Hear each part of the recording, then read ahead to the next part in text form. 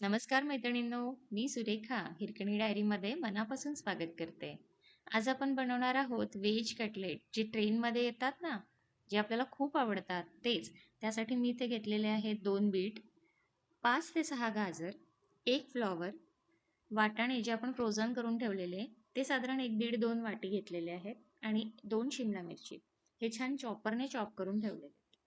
आता इथे आपण खडे मसाले घेतलेले आहेत, ज्यामध्ये मी 10-12 मिरे, 7-8 लवंग, 2-3 वेलची, 4 वेलची आणि कलमीचे 2-4 तुकडे आणि त्यातच मी जिरं आणि बडीशोप हे 1-1 चमचा टाकणार आहे.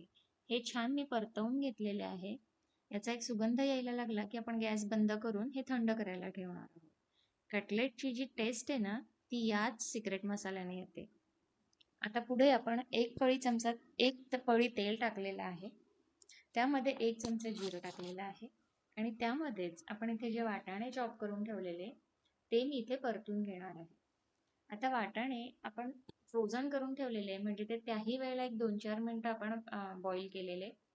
आता चॉपरने चॉप करून ते बारीक झालेले आहेत. तर त्याला एक 2 मिनिटं आपण परतणार आहेत. त्याचा कच्चेपणा जावा. खूप शिजवायचे नाहीयेत.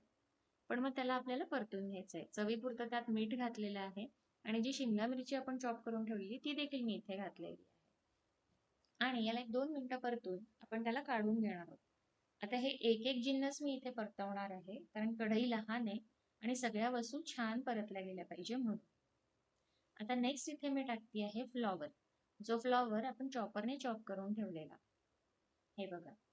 आता हा फ्लॉवर मी इथे गरम करून घेते. सेम खूप जास्त शिजवायचा नाही आहे. थोडासा नॉर्मल परतवायचा 1-2 मिनिटं त्याचा कच्चेपणा जावा एवढंच. त्यामध्ये देखील किंचितसं मीठ टाकलेलं आहे चवीपुरतं आणि हा शिजत शिजत आल्यानंतर त्यामध्येच मी गाजर आणि बीट हे दोन्ही एकत्र केलेले आहे.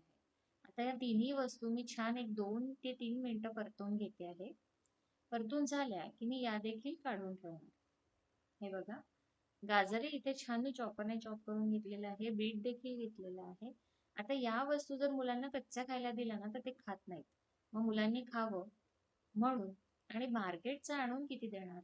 म्हणून घरचे घरी अशा पद्धतीने तुम्ही देखील हे व्हेज कटलेट बनवू शकता.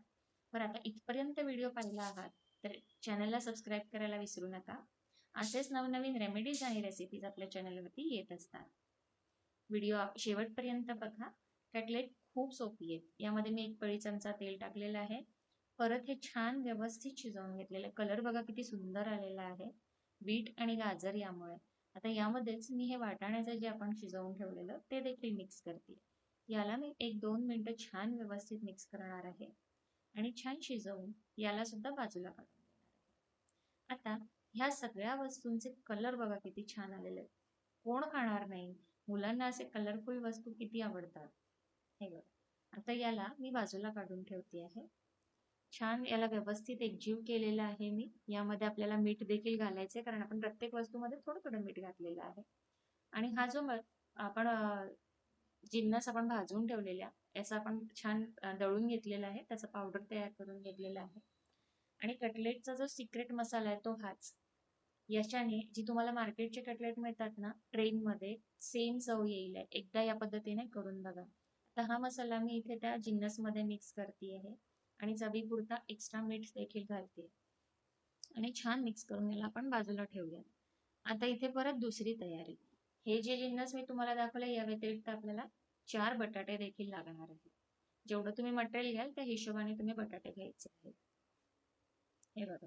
इथे आपण परत 1-2 पळी तेल टाकलेलं आहे. त्यामध्ये मी जिरं टाकलेलं आहे. थोडंसं हिंग घातलेलं आहे. आणि त्यामध्ये जे बटाटे आपण उकडून ठेवलेले आहेत, ते इथे टाकणार आहोत. त्याआधी मी इथे 1 चमचा धणे पावडर टाकलेला आहे आणि आता हे बटाटे आपण यामध्ये परतवून घेणार आहोत. हे बघा अशा पद्धतीने.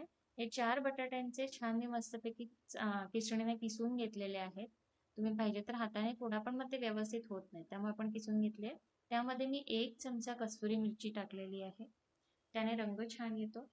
मीठ टाकलेलं आहे चवीपुरतं आणि याला छान मस्तपैकी परतून घेणार आहोत. आता यामध्ये जो मसाला आपण करून ठेवलेला होता, तो मसाला आपण इथे थोडा थोडा घालणार आहोत. यामध्ये मी गरम मसाला टाकलेला आहे अर्धा चमचा आणि अर्धा चमचा आमचूर पावडर टाकलेला आहे.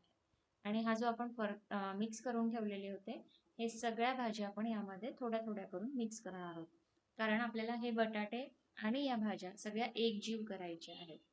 मग त्या अशा पद्धतीने मी छान मिक्स करते आणि जो मसाला आपण त्यात टाकला होता त्याचा सुद्धा अरोमा सगळ्या भाज्यांना त्याची सुद्धा चव लागावी यासाठी.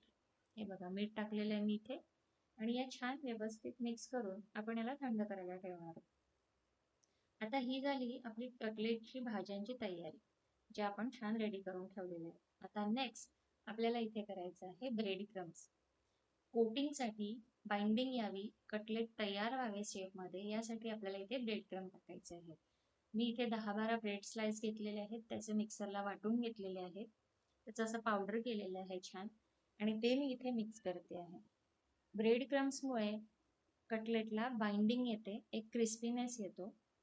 हे बघा अशा पद्धतीने मी इथे छान हे ब्रेड क्रम्स या भाज्यांमध्ये मिक्स करते आहे. आपले बटाटे, भाज्या आणि हे ब्रेड क्रम्स छान एकजीव झालेला आहे. आता यामध्ये आपल्याला कॉर्नफ्लोअर टाकायला लागणार आहे.